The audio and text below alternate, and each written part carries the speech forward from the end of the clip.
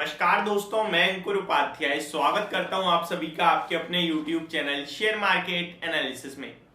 दोस्तों, क्या IT companies खतरे में है? क्या आईटी कंपनीज के लिए और ज्यादा खराब समय आने वाला है? और मैं ऐसा क्यों बोल रहा हूं, इसको समझेंगे लॉजिक के साथ। तो बिना किसी देरी के वीडियो को स्टार्ट करते हैं, आगे बढ़ाते हैं। दोस्तों, सबसे बड़ी आईटी कंपनी एसेंचर, जो कि रिसेंटली अपने क्वार्टर 3 के नंबर्स पेश करते हुए दिखी है, उसके नंबर्स में बहुत कुछ अपने आप में बयान हो रहा है। अगर स्टॉक के नंबर्स खराब हैं तो शेयर का प्राइस 7.5% ऊपर क्यों गया? अगर स्टॉक के आगे का आउटलुक, कंपनी का मैनेजमेंट थोड़ा सा दिक्कत में बोल रहा है तो स्टॉक का शेयर प्राइस 7.5% ऊपर क्यों गया?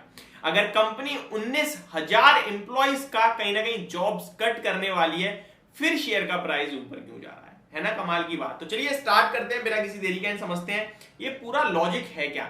तो देखिए, एसेंचर जो कि दुनिया की सबसे बड़ी आईटी कंपनी है और इसी को हमारी भारत की दिग्गज आईटी कंपनीज फॉलो करती हैं, चाहे वो इन्फोसिस हो या फिर वो टीसीएस हो। तो ये दिग्गज कंपनी कहीं ना कहीं एसेंचर को फॉलो करती है। बाकी की कॉग्निजेंट वगैरह जो है, आईबीएम, कॉग्निजेंट, ये सब है, इनको एचसीएल टेक और विप्रो वगैरह फॉलो करते हैं।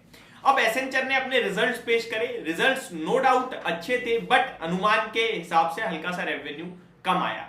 और सबसे बड़ी प्रॉब्लम तो तब आई जब इन्होंने आगे के लिए गाइडेंस कट कर दिया। देखिए, इन्फोसिस हो या टीसीएस हो, विप्रो हो, एचसीएल टेक हो, मैंने अपनी फंडामेंटल्स ऑफ इक्विटी मार्केट कहीं ना कहीं उस वाले कोर्स में, जब 5 वीडियोस हैं उसमें एक वीडियो रिजल्ट्स के ऊपर बनाई है कि रिजल्ट्स को कैसे एनालाइज करें।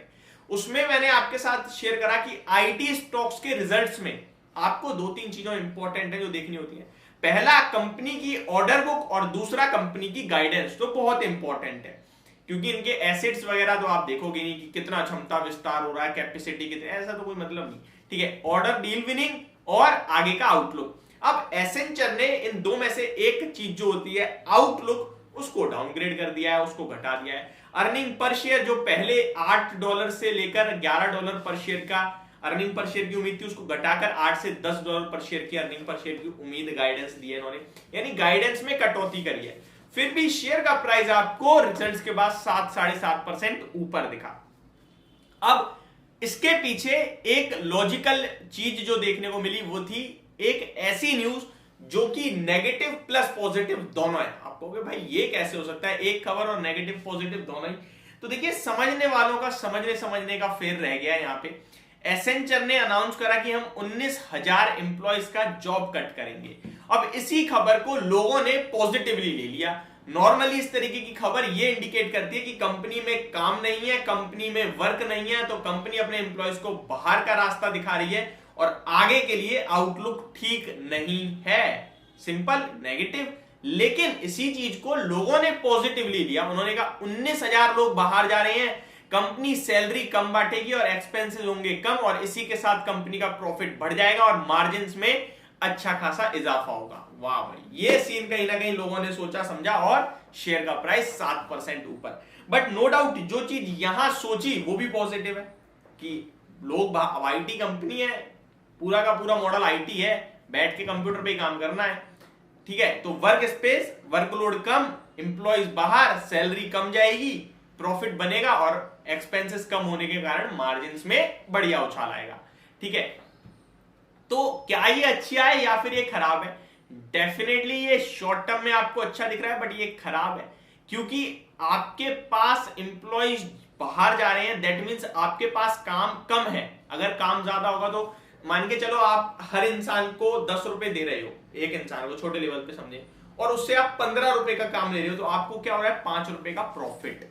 वहीं अभी आपके पास सिचुएशन इस प्रकार की आ गई है कि आप जिससे 10 रुपए दे रहे हो और काम उससे 8 रुपए का ही ले पा रहे हो, तो ऑब्वियस सी बात है, वहां पे आप 10 लोग कम कर दोगे तो बचेंगे कम, तो उनपे आप 15-15 रुपए का काम डाल दोगे, तो आपका भी बचत होने लगेगी। तो दैट मीन्स काम कम है। शॉर्ट में आपको मार्जिन उछलते हुए दिखेंगे, प्रॉफिट बढ़ता हुआ दिखेगा, क्योंकि अब आप उतना फालतू जो लोगों को काम दे रहे थे वो नहीं दोगे और जिनको कम काम दे रहे थे उन पे लोड थोड़ा बढ़ा दोगे।